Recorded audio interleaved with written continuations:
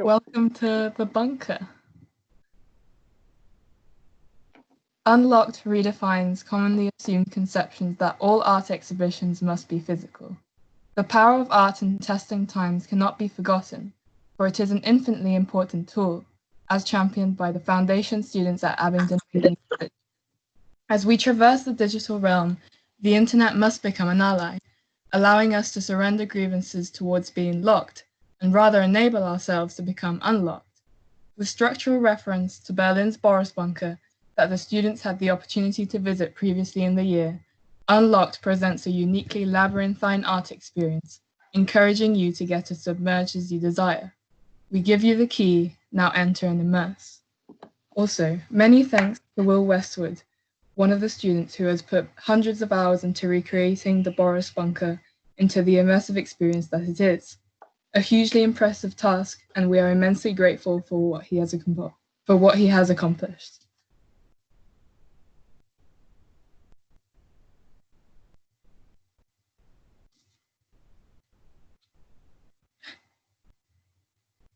So whose work are we looking at now?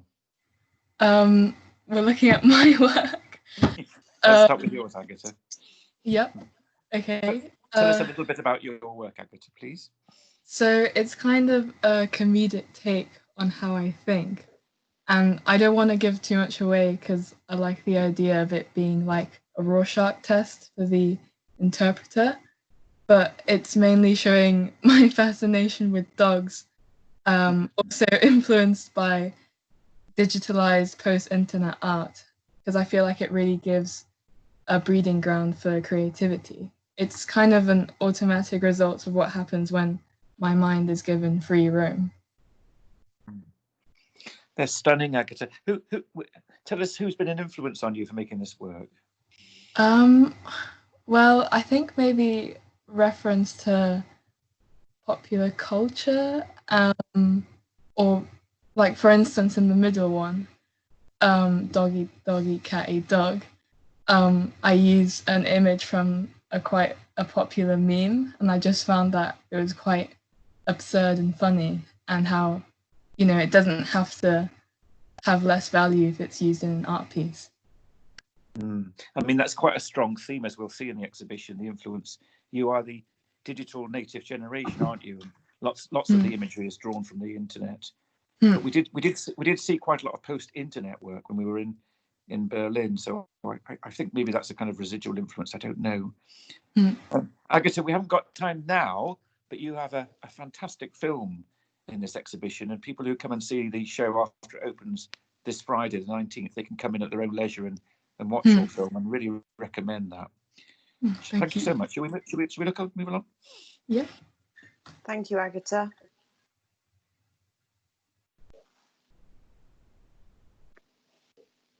Wow. This work's by a student called Charlie. Are you there, Charlie? Oh, well, we need to talk about this work. Emma, you've had lots of by the way, the voices that you're hearing, some of us are tutors, and we've been very involved with the students on this show. We're actually exhibiting in as you'll see later on in the exhibition.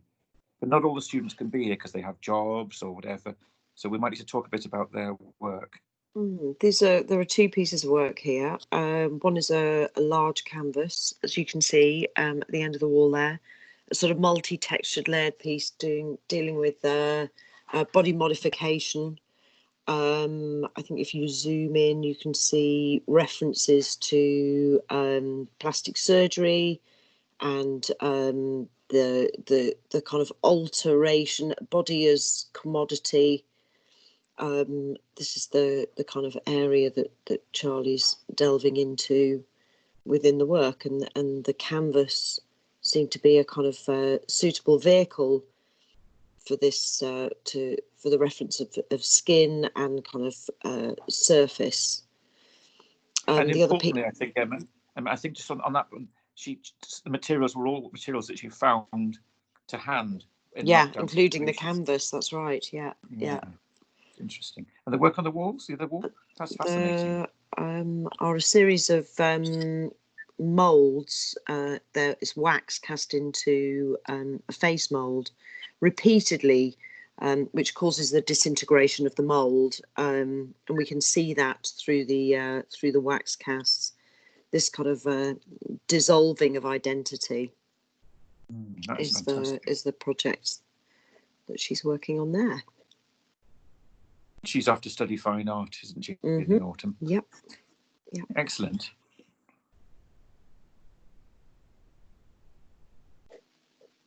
Oh, Who's that piece Agatha. by? Back to you, Agatha. Yeah, that's me. So this piece is called Dogma, and it's partially inspired by a book I've been reading recently, which talks about logic and art. And over the course of thinking of what I was going to make as a final piece, I found that kind of expectation of it being final quite daunting. So I just kind of made something that let that weight of expectations explode.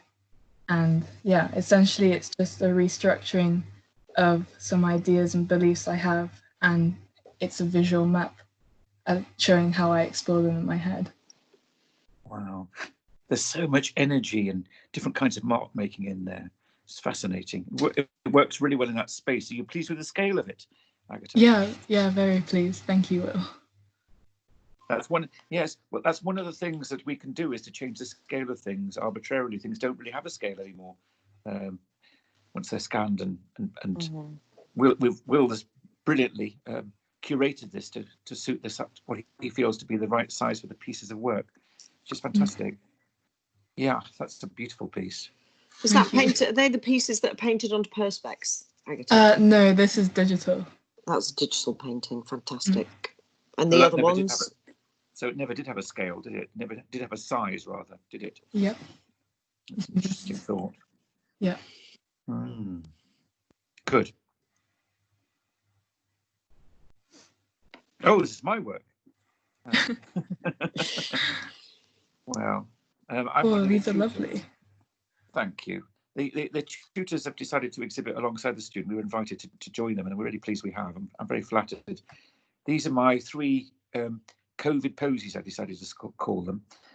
And they kind of come from that idea, when the Great Plague of 1665, in the 17th century, people believed that you got infected through the air. So I think it's what we believe again now through this kind of transmissions. But they believe that if they held some flowers against their nose, against what they call the miasma, it would stop them getting infected. Of course, it didn't. And I collected these flowers both from my garden and from walking around in my hourly exercise walk each day. And I suppose they're kind of a forlorn reference to how much faith we need in the hope that we can be, protected or cured even. And I had some ribbon made. I just ordered them from a company that does bespoke ribbon, and it's got I don't know if you can see it there. There's the logo. I've made a kind of logo of the COVID diagram to suspend them. So they're rather sad pieces in a way, I think, in some ways. And of course, they've wilted now. They've faded away like so many of our hopes. It was such good news to hear yesterday that at last there'd been a bit of a drug breakthrough. But there's an awful lot of hoping and an awful lot of disappointment going on at the moment, I feel, with the current situation. The other pieces on the opposite wall there are they're actually earlier work. I didn't make those specifically for this show. They're existing work. I use a lot of taxidermy birds in my work, and these were 2 pieces about they're based on paintings, 2 different paintings, at the National Gallery and elsewhere. But there are birds that are, I suppose, they're kind of locked down in the sense that goldfinch is by an artist called Fabricius, who studied under Rembrandt. And I've just done a transcription of it as far as possible into 3 dimensions using real objects. And the beautiful little goldfinch is chained, I suppose, because I love birds so much. I feel, yes, it's a metaphor, isn't it? But I hope it's not too obvious a metaphor. And the other, of course, is a bird of prey. That's in the National Gallery by Jakob Bassano, that piece. And I tried to recreate it. And then on the other side, I've just put a quotation from the German playwright, the German writer, Bertolt Brecht, and I just think it's very apposite. And when I came across it, I just thought it was so beautiful. He says, in the dark times, will there be singing? Yes, there will also be singing about the dark times. And I suppose quite a bit of the stuff in this exhibition, including my work, in some way or another reflects the times that we're in. So that's why I put that quotation there. Yeah, that's my work. And I'm very pleased to the students and Will for including me. Thank you. It's beautiful work. Great. It's Thank really you. lovely. Thank you.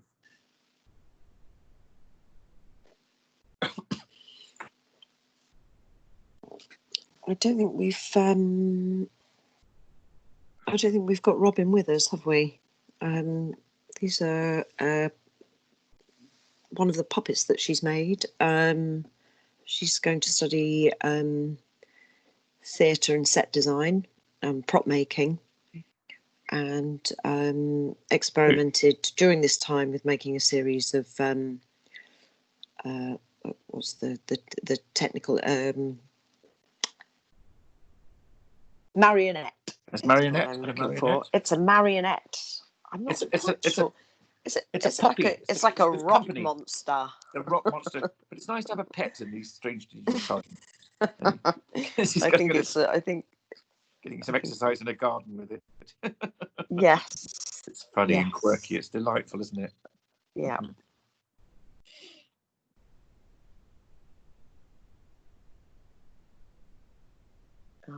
Leah. She's one of our illustration students. These works are about they're about the consequences of economic failure, aren't they? They're about boarded up shops, and I mean there was a lot of that going on before this happened, but now we're hearing there's going to be an awful lot more trouble in the high street. So if we zoom in, we can see this incredible level of detail in these images that she's made. She's going to make a really good illustrator, don't you think? The graffiti we're very taken with, aren't we? It's lovely work. I think the shadows on the windows are incredible. Really stunning, isn't it? Yeah. It'd be nice to hear her talk about it. She's not there, is she? No. Not at the minute, no. Never mind. Okay. Thank you.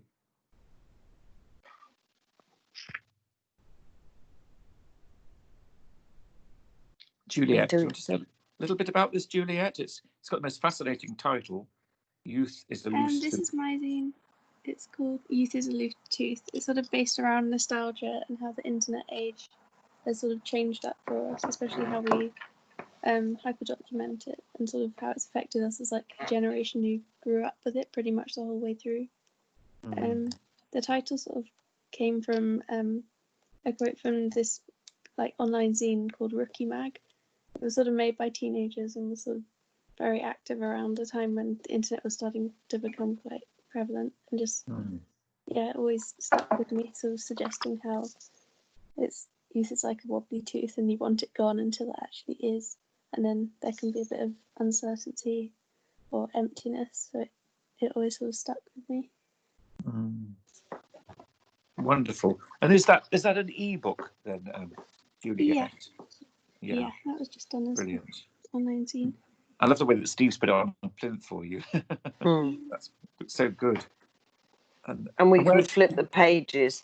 Yeah. And where are you going on to study? Leeds Arts Uni. And you're going to study illustration, aren't you?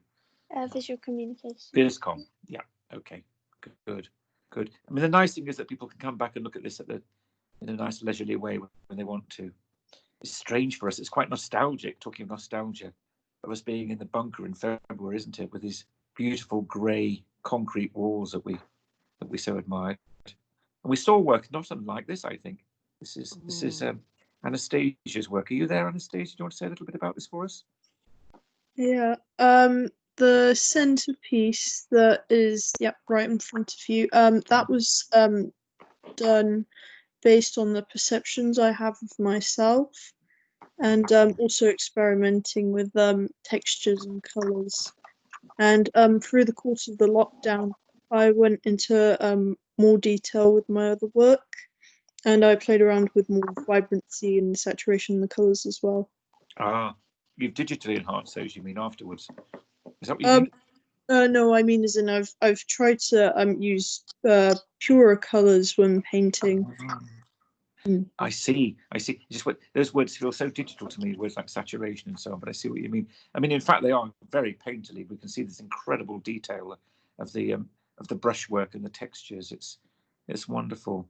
I think they've got a fantastic glow in the bunker here. I really enjoy that. How do you feel about the scale of them now that they've been so much bigger than when you made them? It did seem a little overwhelming at first, but over the course of, well, since I've seen them, they've sort of grown on me. So I prefer this size, yeah. Good. Well, congratulations on those. Thank you. This is work by one of our tutors, Danny, our graphics tutor. Danny, are you there to say a bit about I am that? indeed, yes, hello. Hello. Hello. Yes, these two vehicles were photographed in San Francisco in the early 90s, and I dug them out as part of my interest in urban spaces.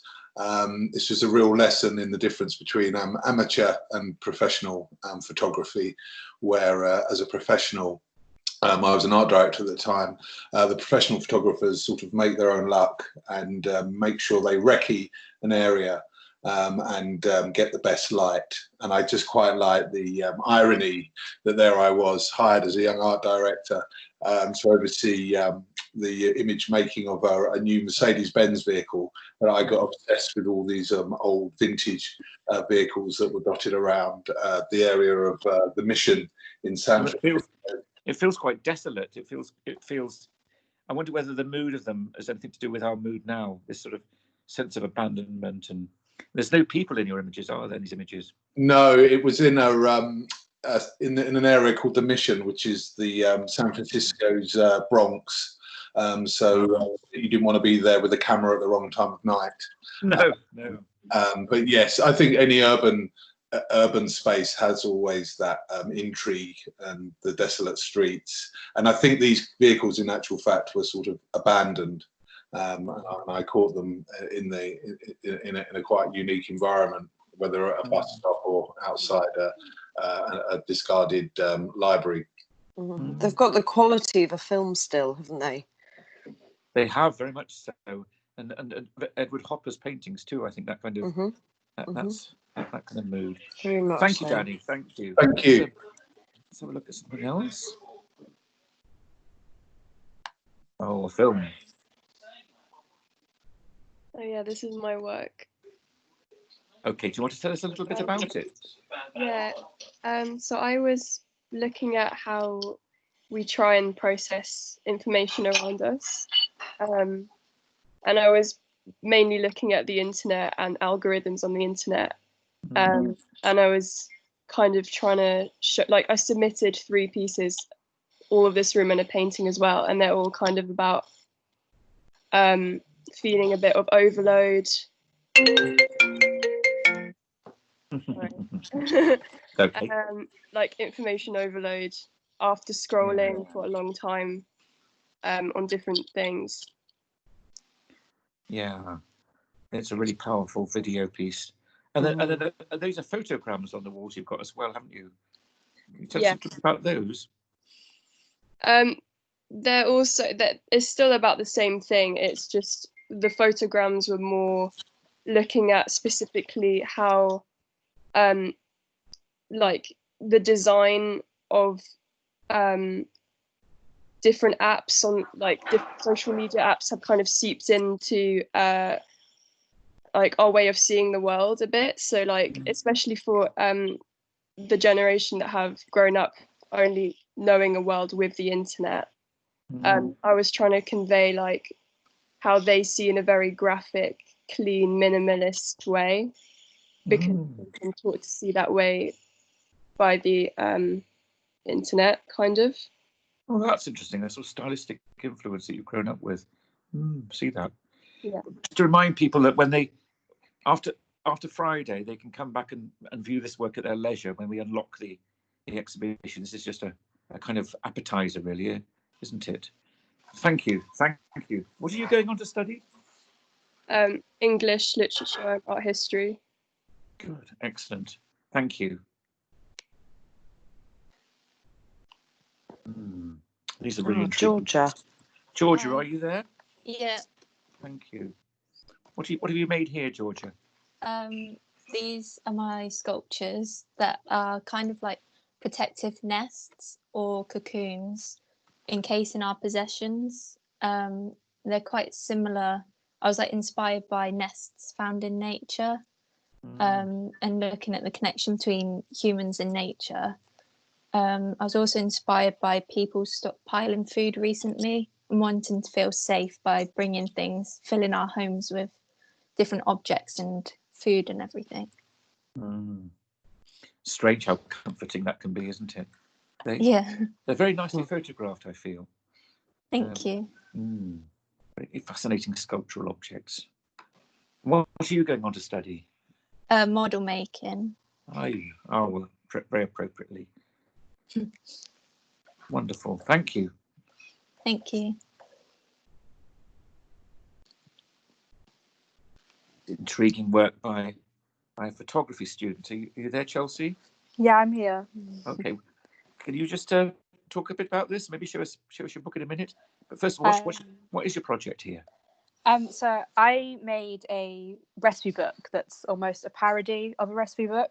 So it contains recipes that actually can't really be used for events that you wouldn't really celebrate, like Friday the 13th, or some things that people might find sad, like breakups, or just sort of in that area. And I made all of the meals and food during lockdown, except from the Friday the 13th cake.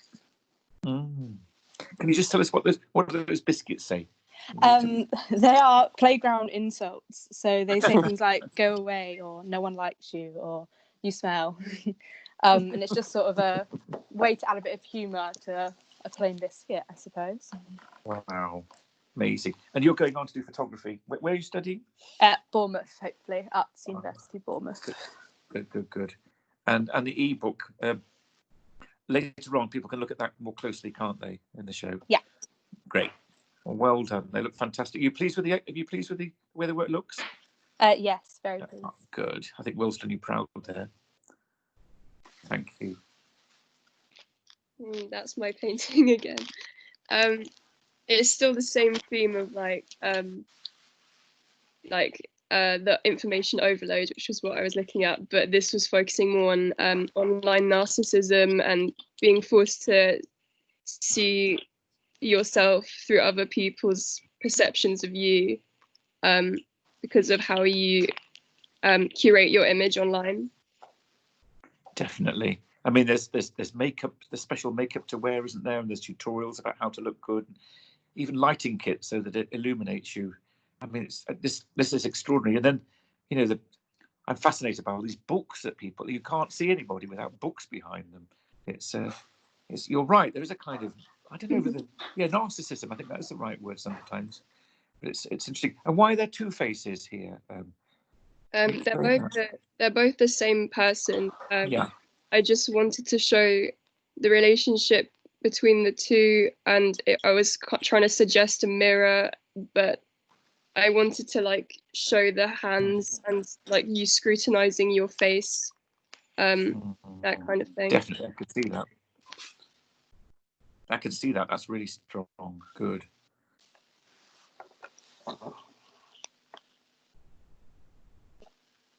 Ooh. Oh, Vanessa. Have we got Vanessa with us? Is Vanessa there? No. Oh, that's a shame, because Vanessa's one of our tutors, and she's very interested in what she calls liminal space. Things I'm here. Sorry, you are. There Vanessa. you are. Well, can you tell us? I couldn't work the unmute button. You've unmuted so now. Yeah, thank you for that, Paul. I was looking at liminal spaces. I'm interested in blue, and I've been using the cyanotype photographic process to create shapes and abstract spaces. And on this one, I just wanted to paper the room with these spaces and the video to create a liminal space, to create something of transition, and something that was vague and a state of uncertainty, really, like kind of no landmarks, everything was very vague, there was no direction in it, which I thought was kind of quite representative of how we feel probably at this time in lockdown. And also for the foundation students who were transitioning on from the art foundation course to something new potentially in September, but they don't know what the new will be. So this is what this is all about, the experience of being a little bit lost maybe and unsure, but hopefully exciting times to come. There's that real feeling of being in an unfamiliar space, isn't there? That's just trying to kind of compute it. I'd love to be able to stand in it. Well, I also think it's fantastic that that Will's been able to generate this space. I feel like, just looking at it slowly now, it just feels like the sea, doesn't it? On the right hand side, it feels like the tide coming in. It's so beautiful, the way that it's been put on the floor. So I think it's a fantastic. We actually, Vanessa, I don't really know this, but Will paid you an enormous compliment by saying he thought it was one of the most beautiful and atmospheric pieces in the show. Oh, thank you, Will. Well, it wouldn't have existed without his technical skill, because they're A4 pieces. So, yeah. I think it's great. You know, it's such a pleasure to be exhibiting with the students. So, thank you all. Well, many congratulations on that, Vanessa. Great, thank you. Fantastic, thank you. Ooh. Now this is really interesting. Are you there, Ella, to talk about this work? I don't know that you are. Shall I say a little bit about this? Yes, please. Well, it's a single painting, and that's important to know. So she's inspired by a 19th century novel about a kind of isolated figure, an isolated female figure. She painted this room. It's a small painting, and then I mentioned to her a photographer called Dritikol, who used a little wooden model. He became bankrupt and couldn't afford to hire models anymore, so he made little wooden figures and cast their silhouettes onto his photographs. And inspired, I think, by that, she's done the same thing. And so we've got this strange figure inhabiting a room. I love that one there. We can just see the hand of the actual structure that's cast the shadows. I think she started with an image that's just an empty room with no shadows in at all there. And I find it very, very beautiful, this little model that she's made, and then photographs. So these are photographs of a painted miniature tableau. It takes us through kind of episodes I suppose in a lockdown, in an isolation, left to ponder what might be going on, what kind of horrors or joys, or what. It's mysterious, isn't it? Very effective and very resourceful, I feel, in using sort of minimum materials to get a kind of maximum emotional charge. They're incredibly haunting, aren't they? Haunting, that's a good word, aren't they, just? It's interesting, the juxtaposition of, I think it looks like she's used her younger sister as reference, and to have that in this very atmospheric, gritty scene is a beautiful uncomfortableness, and they're really successful, I think. Incredibly. Me too, I feel that.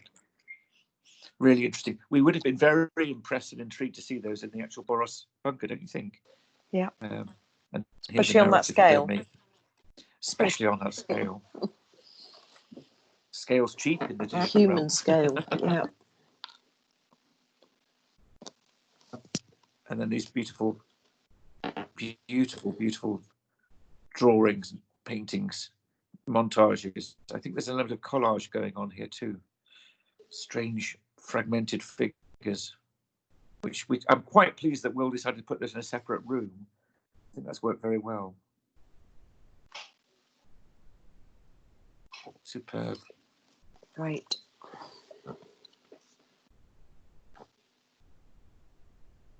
Oh, these are Lucy's. That's, hi, Lucy. No, they're Sabrina's, I think, Emma, aren't they? Oh God, I keep getting this wrong, don't I? That's I'm going to have to edit this bit out. No. Sabrina, are you there, Sabrina? No. I don't know much about this, so perhaps we'll leave that. Steve will have to cut that. Now, these are interesting images which we might recognise, Bessie. Can you tell us about those? No, I'm doing it. Antonia, can you tell us about those? The harsh reality is that the system is corrupt. The unjust actions of the institution that should have been designed to protect all has failed many members of the Black community. There are so many issues, so much to be said, and so many conversations to be had. My intention when making these works was to attempt to capture the pent-up rage and frustration I realise must be held within the Black community. However, I believe that it should be everyone that should be as angry and outraged about the injustice that was served to George Floyd to the left and Breonna Taylor to the right, because these incidents do not stand alone.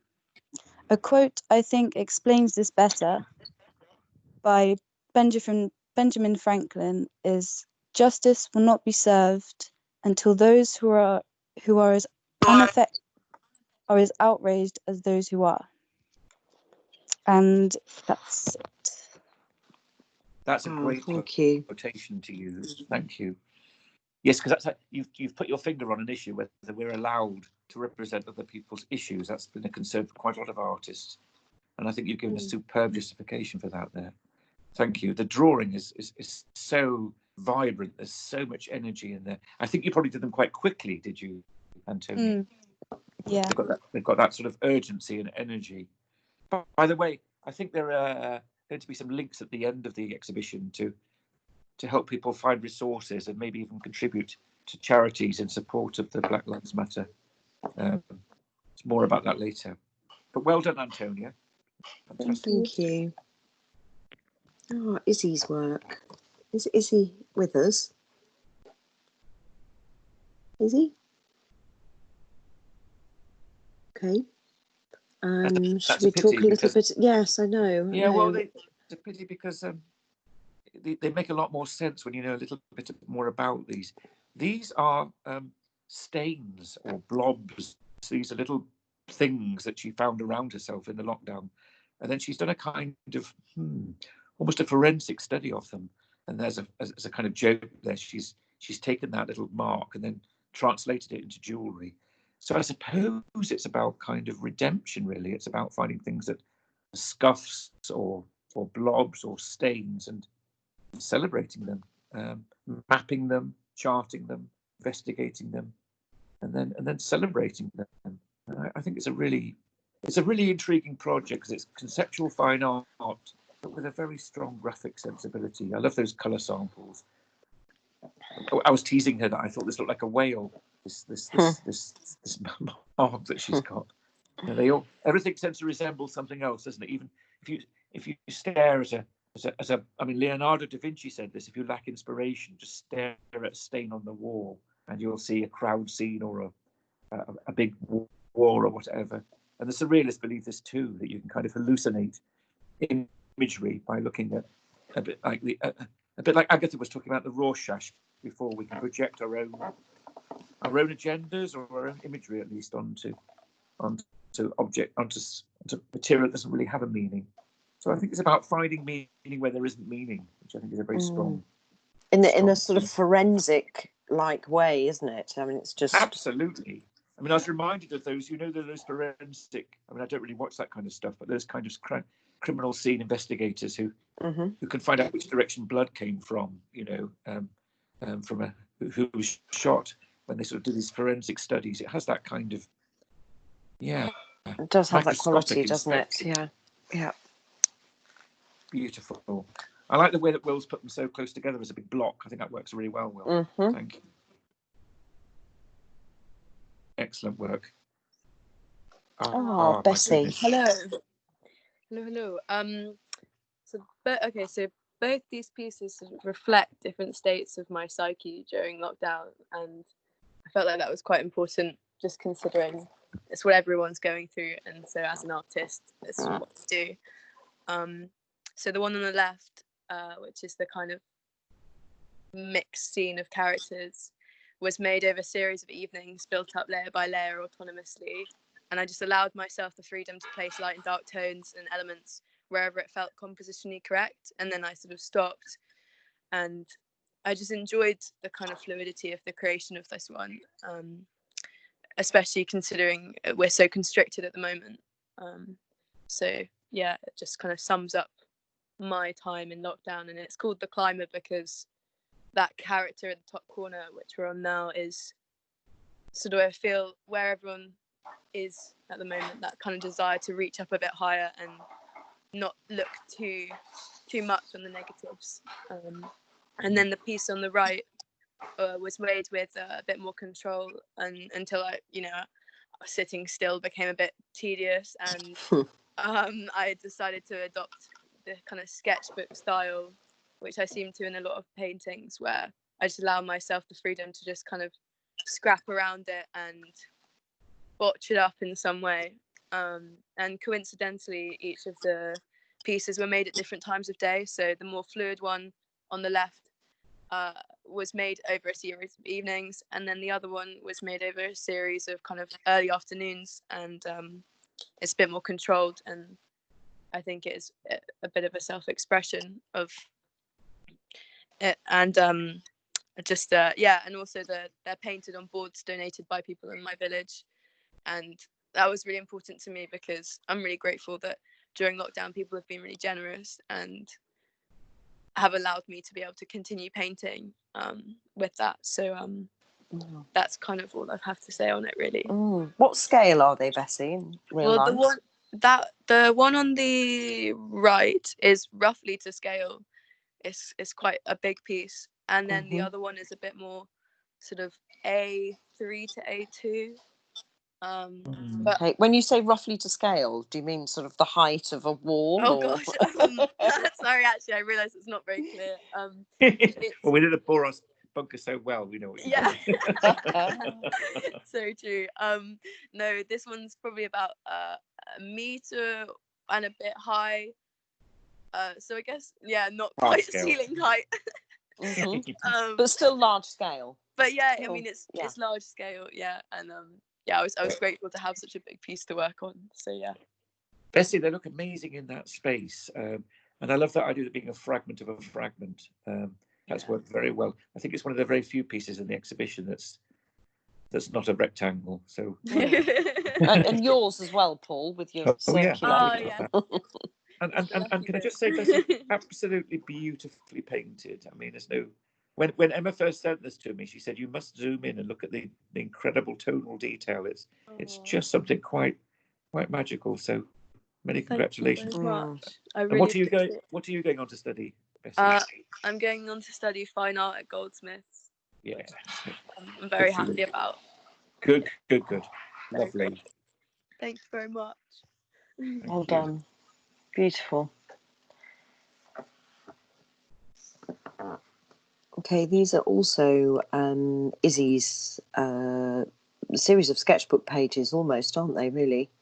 Very kind of analytical, looking at kind of collections. I think she's an avid collector, but says there's a kind of borderline between collecting and hoarding, and I think a lot of the work that we're looking at is kind of pondering on where one thing finishes and another thing starts, and that was her thinking for these series of studies.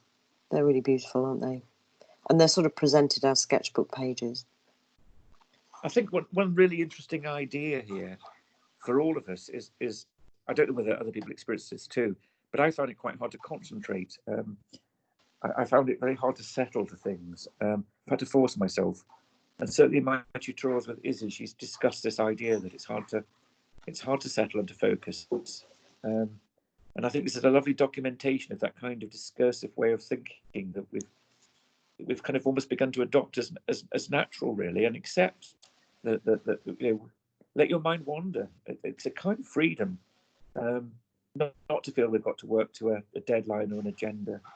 And I just wanted to say how incredible it is that nearly all the students, I think all bar just 2 or 3, have actually created a final major project that we should be proud of. But there's no need to. I mean, UAL said there was no need for people to submit any work after the 20th of March, but you all have, and I just think that's the most wonderful tribute to you all, really. So thank you for that. And it's incredible to look at this as a documentation of a period of time that we never saw coming. We never imagined that we were going to be in this situation. So, and to have the space to put the work in has been quite incredible as well, hasn't it? This reminds me so much of standing on that balcony at the Boros and looking down at work and that pleasure of that fragment, and Will working from the actual architectural plans when he used to reconstruct that for us. So it's nice to have that second viewing that we had there. Interesting, Emma, your comments there, because it was while we were in Berlin that I started following the newspapers very carefully. I remember Steve and I were working out at breakfast one time how many people might suffer the coronavirus. So it's strange. I feel like this is quite nostalgic walking around this space for me. And it's interesting that Seb's work there on the left-hand side is a coronavirus maze that he's painted. I think it's a really lovely abstract reduction of the virus and our hope of finding a way out of this labyrinth. And the red is a kind of cautionary colour, isn't it? And then this strange, masked, violent figure, would you say? Yeah. I don't know how to read that image. Yeah. I wish he were here to give his expression. They're powerful pieces. Charlotte. Hello. Do you want to talk about this, Charlotte, please? Here. Hi, hello, Charlotte. Yeah. Tell us a bit about this. With both pieces, I kind of wanted to explore themes of nostalgia and childhood and how memory is impossible to access by touch. So this can often make memories quite sort of haunting or dreamlike. Nostalgia also felt like quite a relevant topic at the moment, being at home. Many of us are kind of surrounded by childhood motifs. So that's sort of where the inspiration came from. And again, just a reminder that people can come back and look at the video in its entirety once the exhibition's properly unlocked after our private view on Friday. But that's a very, very beautifully put together video, Charlotte. Thank you so much for doing it. Thank you. Really beautiful. And where are you going on to study? Where are you going on to study, Charlotte? I'm going to Manchester Met to study fine art and art history. Excellent. Good for you. There's a tantalising fragment here. Lily, are you there? Hello. Hello. Can you tell us a little bit about this fashion garment? Yeah, this was basically, it was based on Japanese sculptural designers, and I also took into consideration promoting like social distancing with its size, how it's so big, and it resembles a coronavirus. People would stand aside if you were wearing that, wouldn't they? Yeah, definitely. You'd definitely create some space. Anyway. Definitely. Wow, superb. What's the material? Blackout blind, like plastic backed fabric, so it holds its shape but not completely. So it's got a bit of like fluidity, but it's still quite strong. Wow, it's fascinating. Thank you. And again, really just works so well in that space, doesn't it? Thanks. Are you going on to study fashion, Lily? Yeah, I'm doing fashion at Manchester Met. Good for you. It's excellent. Good. Fantastic. Well done. And do we have Margot with us? Is Margot there available to talk about her work? If she's not, I could speak because I've been working with her. Oh, great. Thanks, Vanessa. That'd be superb. Margot did this set of photos. She was locked down in France in the family home with her family. And so she just utilised what was in the house to create styling of the moment. And she's called this lockdown bricolage as an homage to the French aspect to it, that it's just the lost and found objects that she's used to create something totally new. And there is some sort of aspect of armoring against the time, the virus. You know, it's kind of like this I will survive uniform that she's created. And she's going on to study fashion at Nottingham. Great, thanks, Vanessa. Superb. Thank you. Oh, Ella, would you like to talk about your work? Hi. Yeah. So my project focuses on sensory processing disorder, and the symptoms most commonly show up in children. The condition affects all senses, but here I chose to explore the sense of touch in relation to clothes and like how irritating they can be to the sufferer.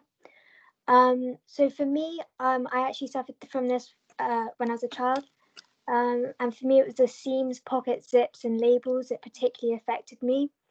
So here I tried to use all those pieces that really irritated me.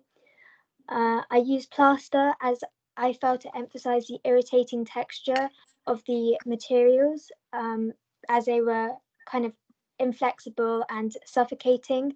And I like how they particularly show up the seams. And then with the resin pieces, I was able to capture the textures through light. And one main thing about sensory processing disorder is that you find it quite hard to concentrate. And I figured when I was quite young that the only way I could concentrate was in a dark room with a light above me. So I tried to recreate that whilst taking the photos of the resin pieces. And yeah. Wow. They work so well as a series. They're so intriguing and kind of come to life with your explanation. Don't they just? It's incredibly hard to kind of put the sort of non-tangible into a kind of physical outcome, but I think you've done that beautifully. I love the sort of trapped fibres in the seams in with the plaster. Yeah, they're trouser legs, so that's what I They're great. Wow. Thank you. And I love the way you arranged them. Did you suggest that to Will, or was that your idea of that? I did. I suggested that. Very good suggestion, and nicely followed through by Will.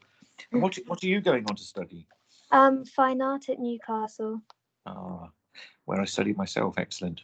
Good. It's beautiful, fascinating, conceptual. It's conceptual, but it's also very visual and tactile. I think it's so interesting that you've got a visual representation of tactile obsessions. Congratulations. Super accomplished work. Thanks. Thank you, Ella. Thank you so much. Beautiful. Have we got Megan to talk about her work? Oh, that's putting me off my canapes there. This is her own hair that she's eating, and she's reversed the video. So it seems to be going into her body. It's very difficult work, and it's to do with this. Well, she has very long hair.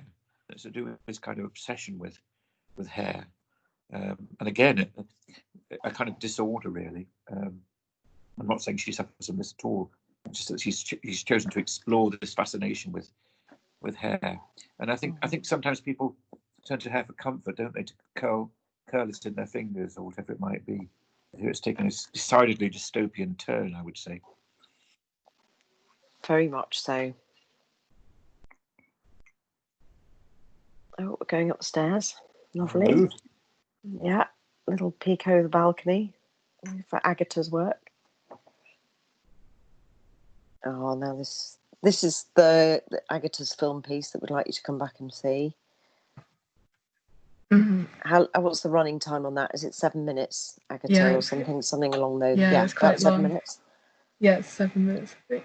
Well, it flies past when you watch it. You'll be very pleased if you do come back and look at it. It's just the most remarkable. It's an incredibly eclectic mix, isn't it, Agatha? You've got the influence of Mark Leckey. You've got the influence of Tarkovsky. You've got an extraordinary. I feel as though some William Gibson in there. You've used found footage and assembled it into the most incredible montage. It feels utterly contemporary to my way. And I feel as though we could easily have seen this in the bunker in February and thought this is one of the best pieces we've seen. So accomplished. Thank you very much. I appreciate it a lot. And what are you going to study? I'm going to study comparative literature at UCL. Oh, perfect. For now.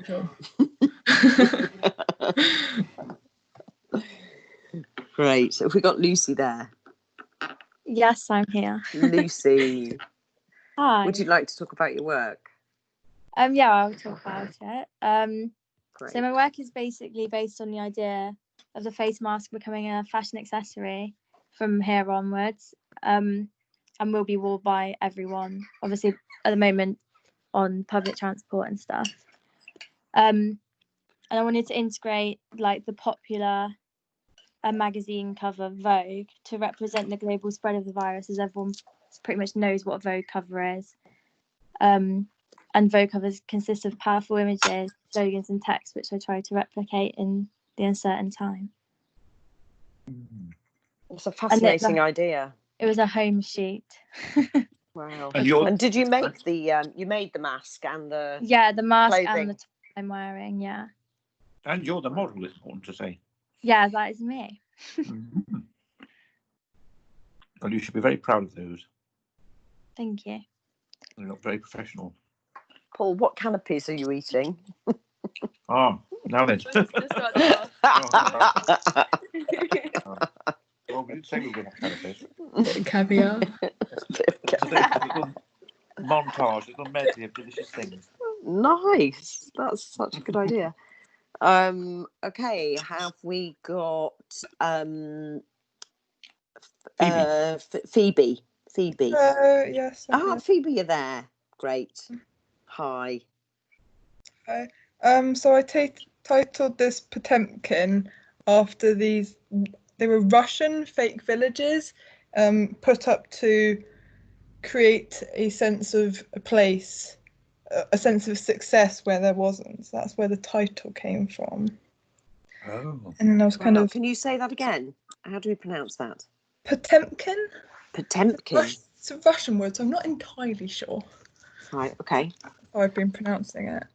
And then so my main source of like inspirational commentary, I guess, was the like loads of housing developments that are happening at the moment, even though we're like having a housing crisis, and so these quite often rather unaffordable houses are being put up, and the effort that goes into them is substandard, and quite often the plans change after permission has been given, so the quality of the houses isn't often as good, and it's just a sort of urban sprawl and the uniformity that comes with these developments, I guess.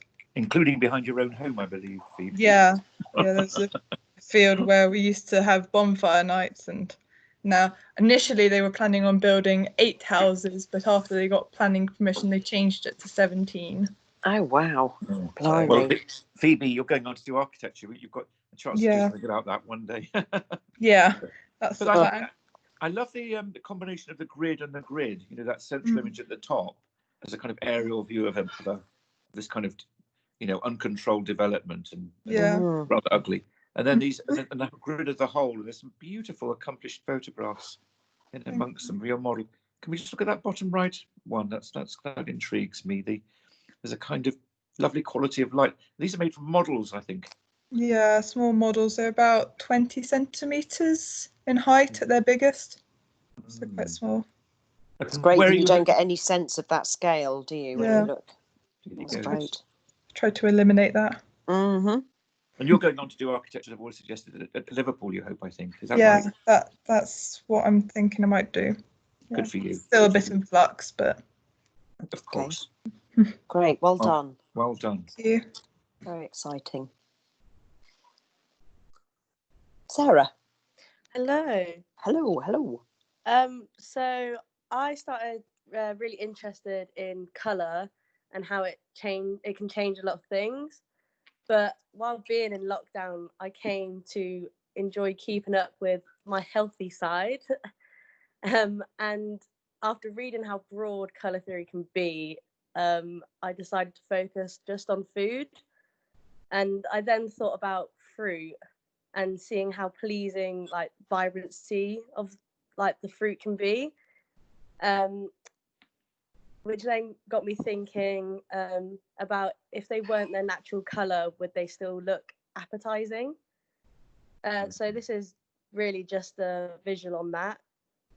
And I would love to what I originally wanted to do was a approachable, funky recipe book with really easy meals and like healthy meals for students, because I feel that some can look a bit too fancy and a bit intimidating. So yeah, it's just basically playing around with photography and colour on fruits. Sarah, do you have any recipes on hand right now, by any chance? Not right now, but I definitely can add a few in. Are they mostly fruit based? They're not actually. I got a bit carried away with the fruit. I just started taking a picture of an orange just to test out my light box, and then it came out that I had about like 100 images of just one orange. Well, it's a beautiful orange. It's a beautiful orange. Really great. It's really great. Very orange. Thank you. I did not grow it myself. Stunning. A very healthy exhibition. Sam. Hello, Sam. Hello. Hi. Are you going to tell us a bit about your work?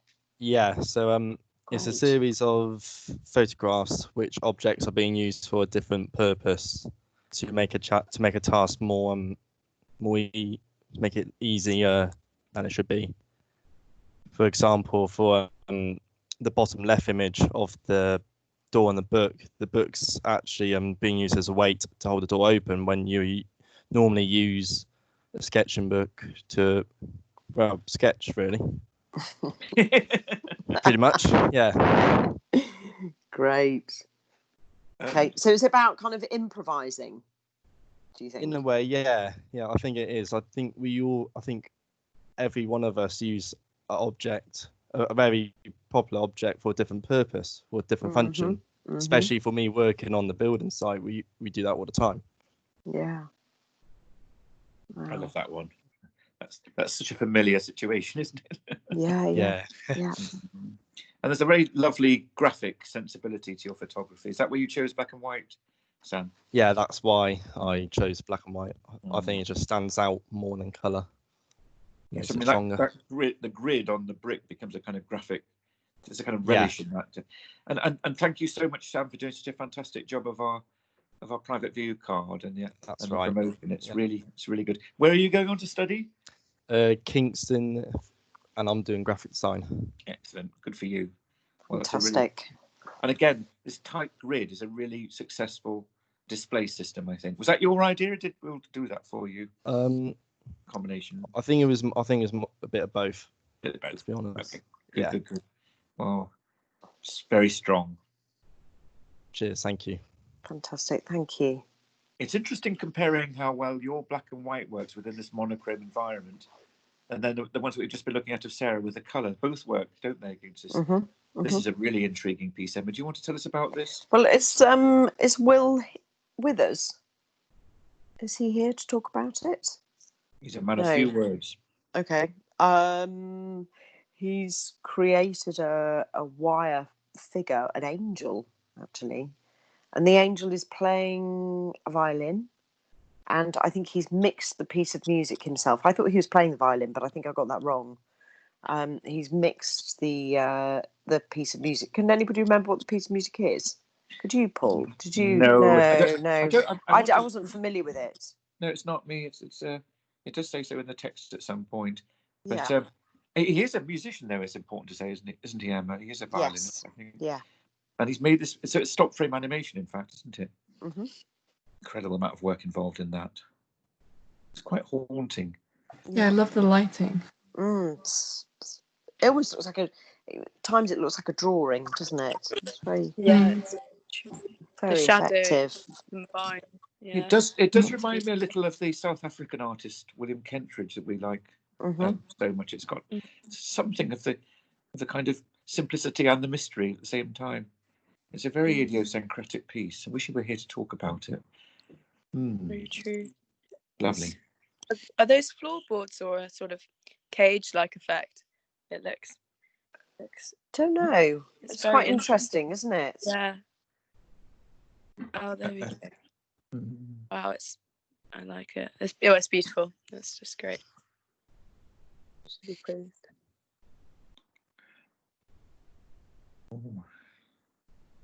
Okay, so Keris. Where is Keris with us? These look Hello, fantastic in the space. Hi, Keris. Would you like to tell us a bit about your work?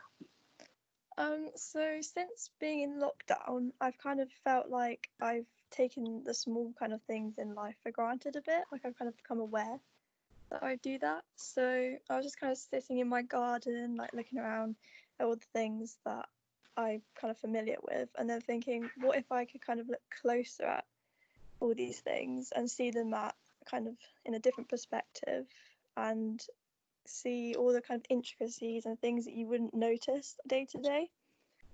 So I just experimented with kind of augmenting and increasing the vibrancy of these images. And did you use with them? a microscope? Did you use the digital microscope? Yes, you did. Yeah. Yeah. They're fascinating, aren't they? And then this is a painting, so this is a more evolved piece based on the this one was an photographs. oil pastel study.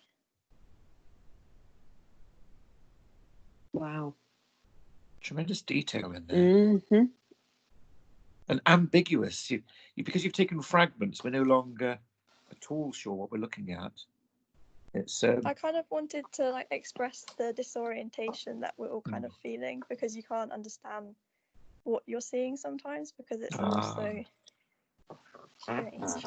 Well, you've done that very successfully, in my view, then, because here you can get your bearings as familiar objects, but in other cases you just can't do it. The piece with the butterfly in the corner, is that a painting or is that a digital kind of reworking of the other imagery?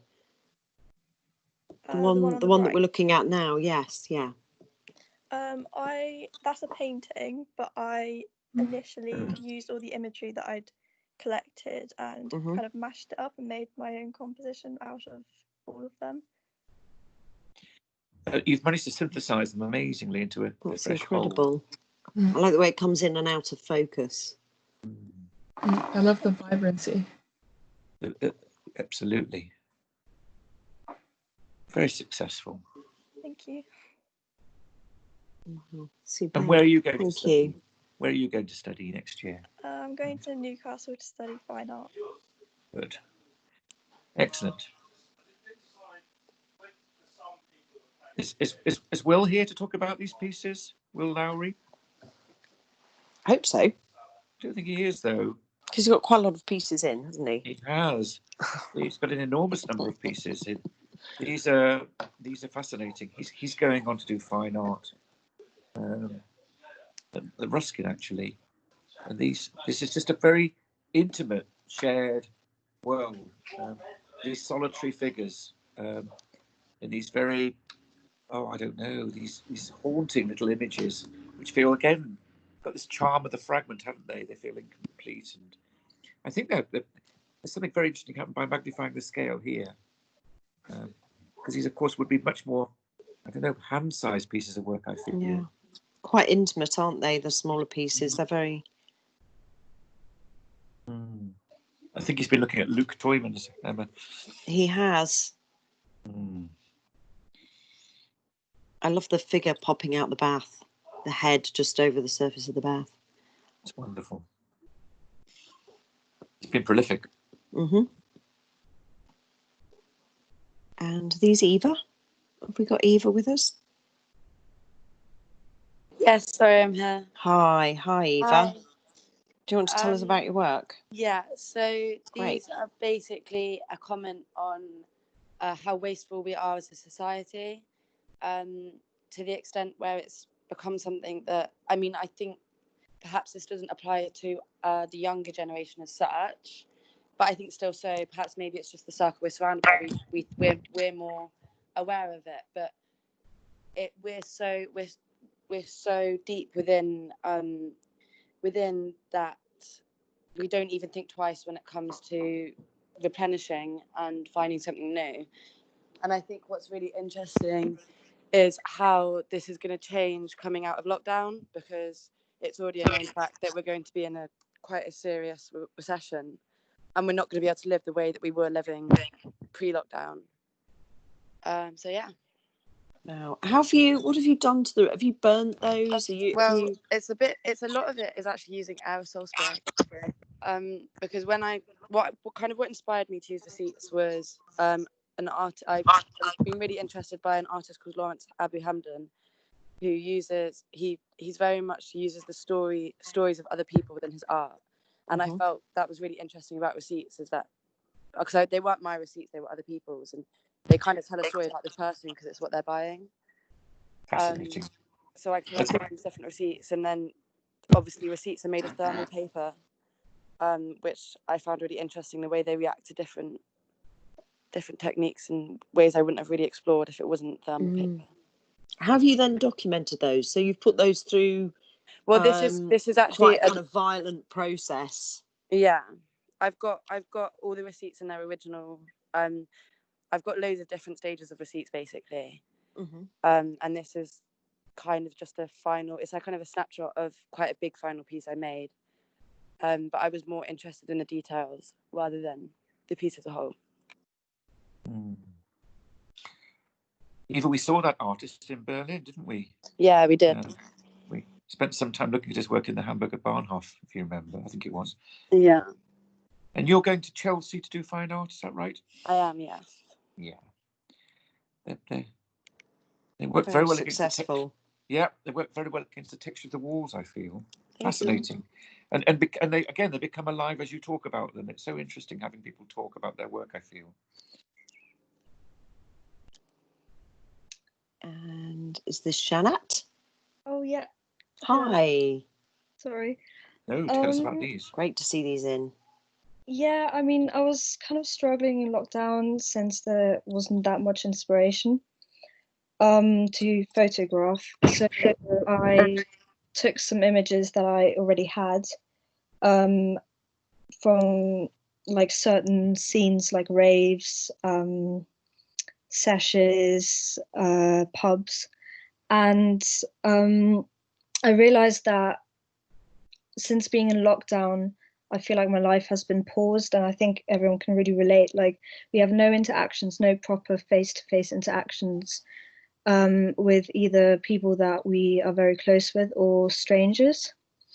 Because I find interactions very important on your personal growth, regardless of who it is. And so I've been overly thinking about certain interactions I've especially had with strangers, and how they have really changed my life, and how now I can't really grow in that sense, as I'm always locked inside.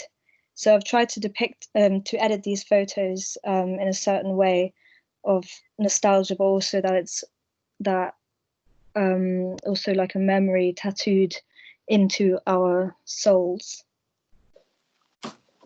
Yeah, that's it. It's super electric. Really, it gets me excited. It gets me. Yeah, I want to be out. That's what I was. Yeah, it's quite amazing, isn't it, when you look at photographs of gatherings from a few months ago? They seem so alien now, don't they? Yeah. Yes, so when I you don't know see these things that were how made they are before like. Yes. More. Yeah. The I colours wonder really whether, reflect it. Shana, can I ask you a question? Of course. Do you remember we started the year by going, one of the exhibitions that we saw so many, but we did, I think, go to the rave exhibition at Yeah, the yeah. start, you didn't we? I absolutely loved that one. I remember after going there, I'm pretty sure I told everyone at college that, oh, I want to do rave photos, to take photos at raves, you know, because they're literally capturing so many people in their own little world, in their own moment, and it's almost like a Renaissance painting, really. I mean, that exhibition. I don't have to speak for mine, but interesting.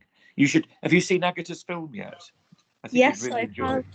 Isn't it wonderful? I'm honestly, it's absolutely amazing. I really can't. But you can see why I'm mentioning it in connection with your work. Yes, the sound. It's not only the video that's like beautifully edited. It's with the soundtrack as well. It's all like on point, absolutely crisp.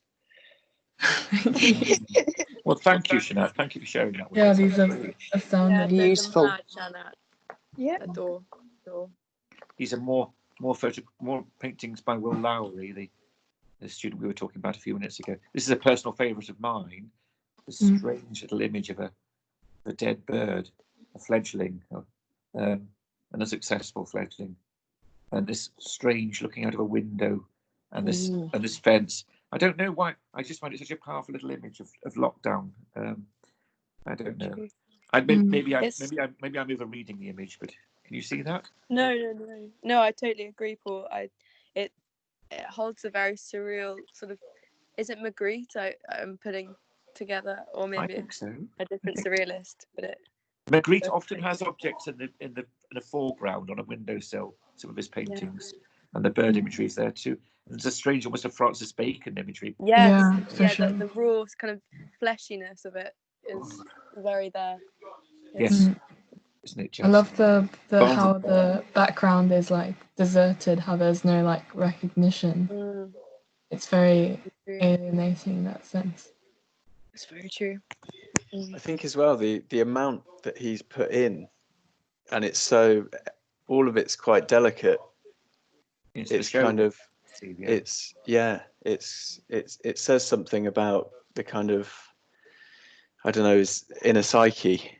Yeah, you can really read it.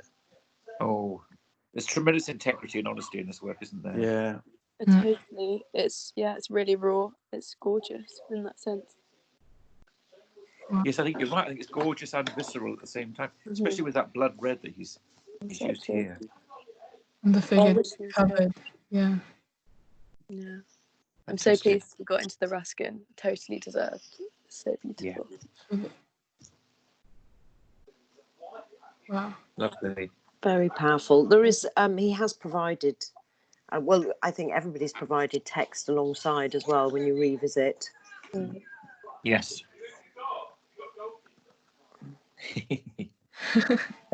Shall we move on to somebody else's now?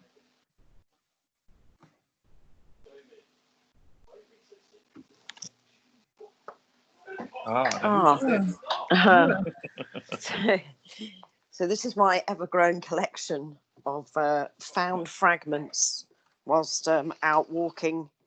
Try and get up very early in the morning. It's just me and the dog walkers. Next to where I live is a nature reserve that was from kind of pre-Victorian times, really. I don't know how long. It was the city dump that is now a bit of a kind of, well, it's a nature reserve and sort of no man's land. Interestingly, lots of illegal raves in this area, as well as fragments of China, which I walked the same route. And these, because these are well-trodden paths, the fragments of ceramic seem to kind of work their way to the surface. Although I do kind of go off-piste and ferret around in hedgerows and stuff to find other fragments of shards of pottery. I studied ceramics. I'm fascinated by information that we can kind of gather from fragments of pottery. I suppose kind of whole civilizations have been kind of worked out, haven't they, or kind of understood from fragments of ceramics that have been discovered. And I think this is very kind of indicative of a city dump from the Victorian times. There's essentially broken glass and china. And then kind of in stark contrast to that, the objects that I don't collect that I also see daily, it's the kind of stuff that's left behind from the various gatherings that happen in this space in the evening. When I go in the morning, it's deserted. And if I do decide to kind of go back in the evening, there are lots of little pockets of gatherings going on, and there have been throughout lockdown, actually. 2 days ago. Yeah, there was one 2 days ago as well. So yeah, I've just tried to kind of make sense of this collection that really says something about this period of lockdown and isolation. It's a lovely grouping. Thank you. And I like the fact that there's been human interaction, that these have been used, that these have been part of people's lives. And yours as well. And mine now, yes. And yours now. And mine. I still manage to come back every day with sort of pockets of sort of rattling with pockets full of bits of china. I think it's fascinating as well, the kind of environmental impact, because it will just last. They're still very readable, and and how they just last forever. Anything that's kind of gone through that stage of makership just kind of just lasts. Absolutely, it really does. There's no turning back. Yeah. And it's amazing how much willow pattern. I mean, that was very kind of and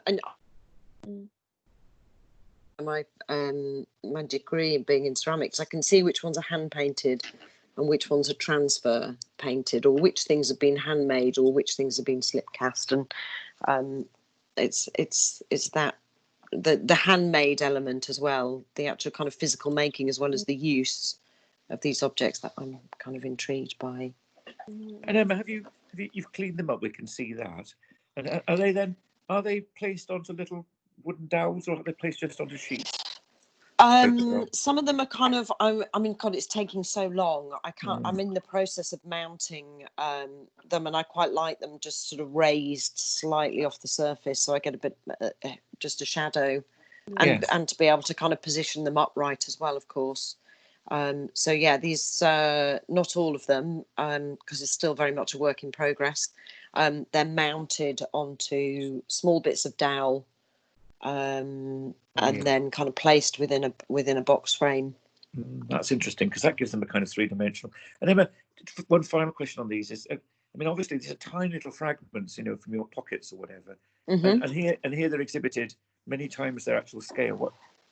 What do you think about that? What do you think? Well, I wish they were that big. I wish I could carry home pieces that were that big.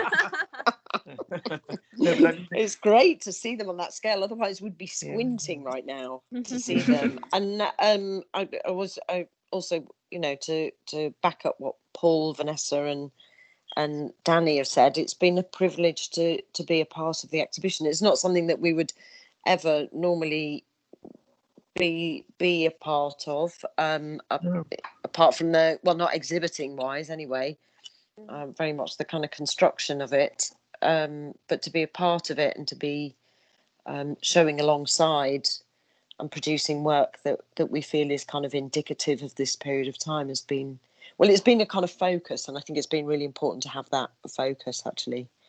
I think it's really important also that I know as a student, and I know a lot of other students will agree, like as tutors you're so hands-on and so part of the course to us that it seems only right that work is displayed from both halves, if that makes any sense. Of course. We're inspired by your work as much as you like our work, and it means a lot. Good. Oh, thank you. That's really lovely. Very generous. Yes. Well, they're beautiful pieces from all, genuinely. Yeah. Thank you. Very true. Thank you. Oh, Eleanor. Eleanor, are you here? Yeah. Oh, great. Hi, Eleanor. Hi. I've tried to capture the emotional intelligence of horses, mainly through their eyes. They kind of tend to look to humans for comfort, when they're like scared or something. So even if they've been through trauma, they'll still look towards someone that they trust. Which Fascinating. Isn't that fascinating? Yeah. There's the most exquisite detail in the photographs. The amount of texture and the luminosity of the eye is just incredible. Yeah. And I think that's really important. You photograph them beautifully. And what are you going on to study? Natural history and marine photography at Falmouth University. Oh, perfect. Perfect for you. I can never realise how long their eyelashes are. Yeah. She's a particularly hairy horse. They do experience fear, don't they? They do get spooked horses, don't they? Yeah, they're very fight or flight animals, so they will spook at anything, basically. And they can smell fear. Is that right? Yeah, they also listen to your heart rate, so you have to keep very calm yourself. Is that true? Gosh, Yeah, when you're riding them, if your heart rate elevates, they tend to look for something that scared you and react. That's interesting. So Well, I you didn't have know to that. stay very calm as well. And Eleanor, one final question from me: was it your idea or Will's to place them abutted like this as a continuous kind of frieze, the two groups? I mean, it was kind of my vision, but Will's done it really well. Good. I think it works really well. I feel like they're really interesting. You know, they're more interesting close together like this as a group. I think it makes them something. I don't know why, but it gives a sort of strange intimacy and individuality to the pieces. They're almost like portraits. I suppose they are portraits because you know the animal so well. Yeah. To us they're horses. To you they are individuals, aren't they? Yeah. Well done. Thanks. Incredible.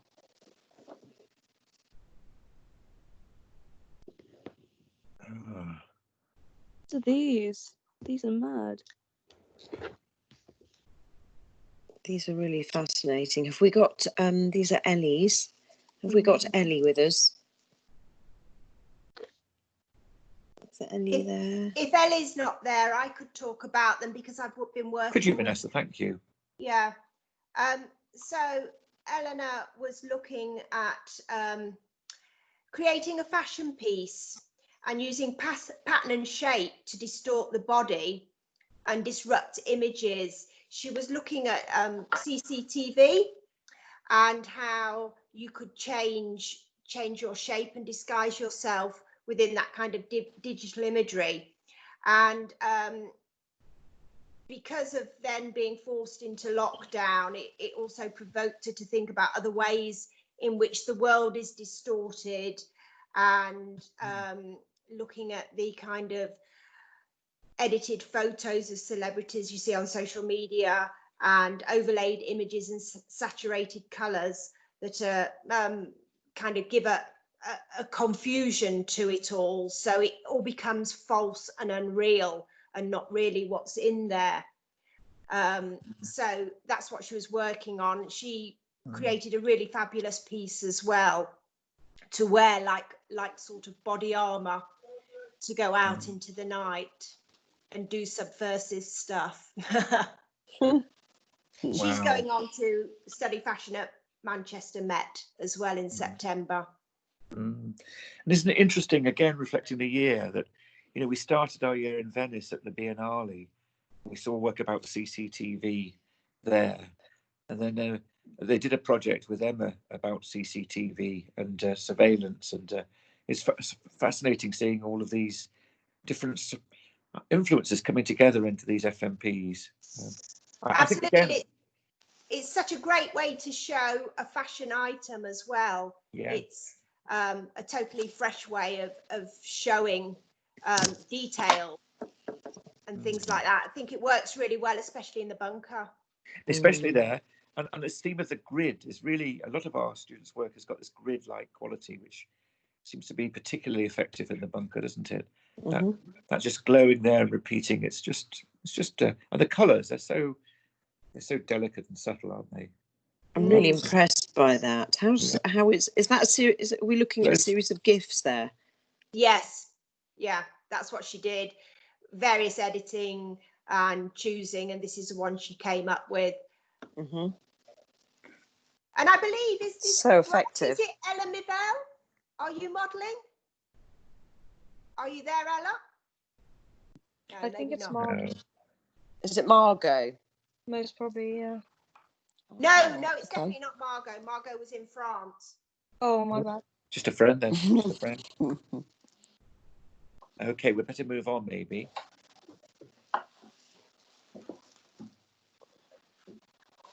Have we got Seedon here? Seedon's always been obsessed with mythology. I remember. I don't know if you remember. We started the year with that food that you had to eat, the food you had to eat, and a cake you had to, or some other kind of food that the students had to eat as a kind of introduction to the year. And I remember his piece was mythologically based. He's obsessed. And he's created these very strange little fictional worlds. I presume that's Earth and a god, armed with a trident. I don't know. That was, of course, it was Poseidon. I think that had a trident. It was Poseidon. Of course, it was Poseidon. That was his guy.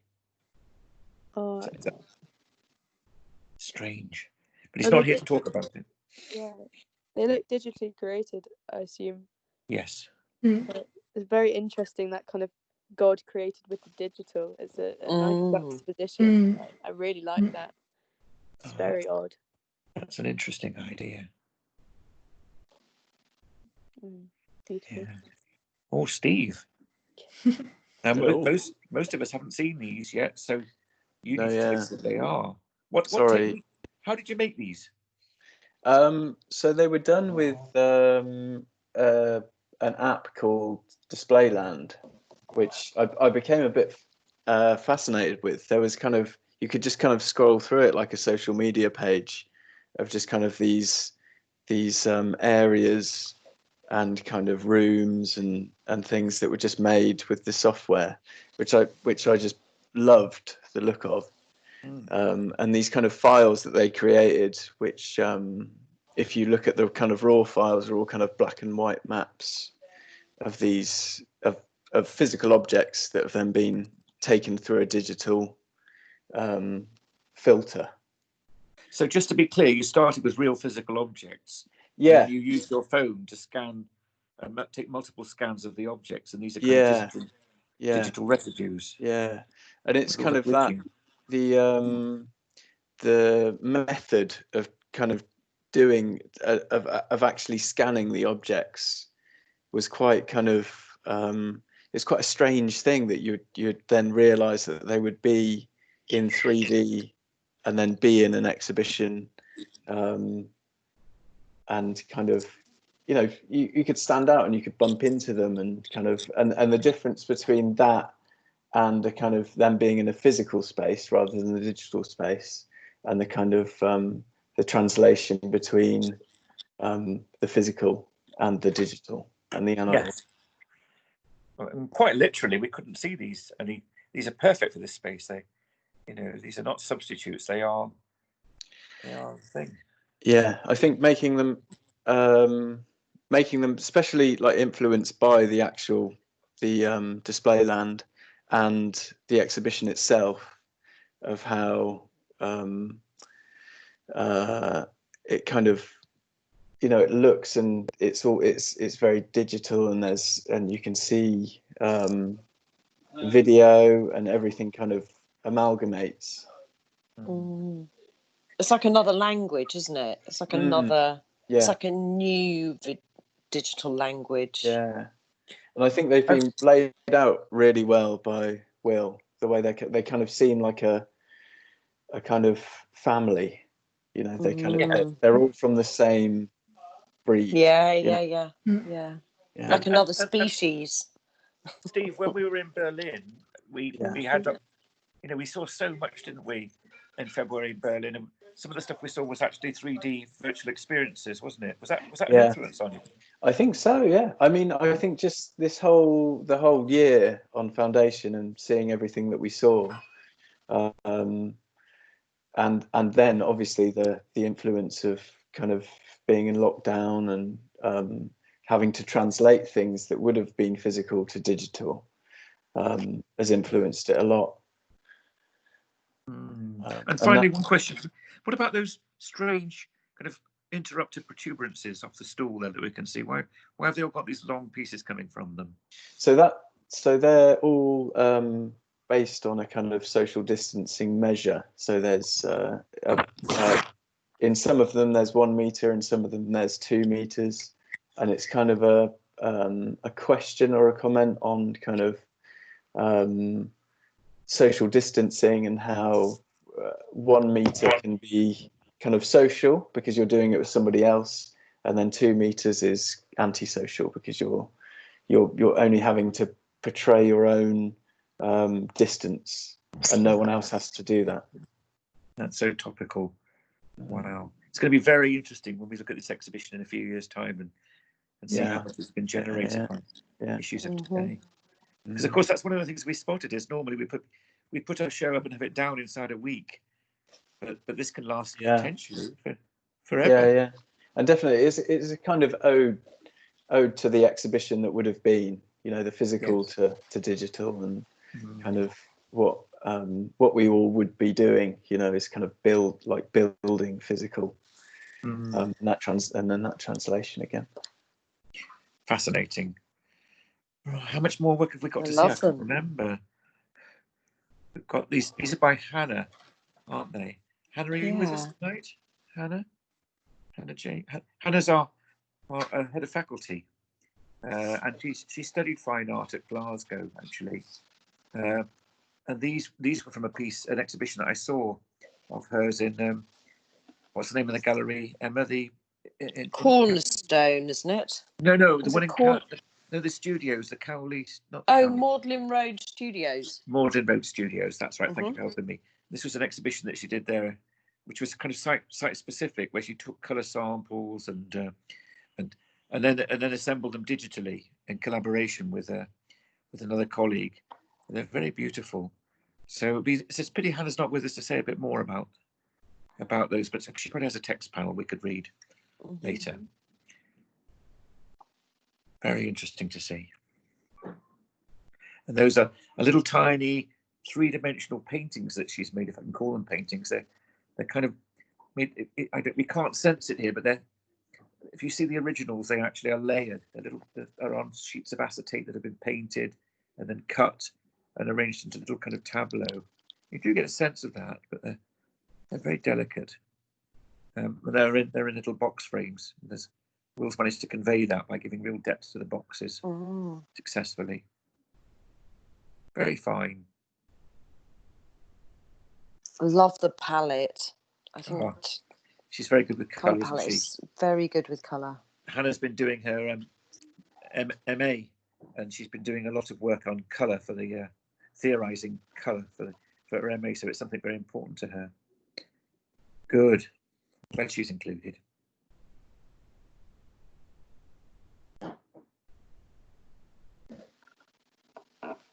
Oh, who's that? It's Lily's. Oh, it's Lily here. I don't think she is, Emma. They're very dark and strange images. They really are, aren't they? They remind me a little of George Gross, you know, they've got like a German expressionist quality, haven't they? These skulls, and it'd be very interesting to hear her talk about those.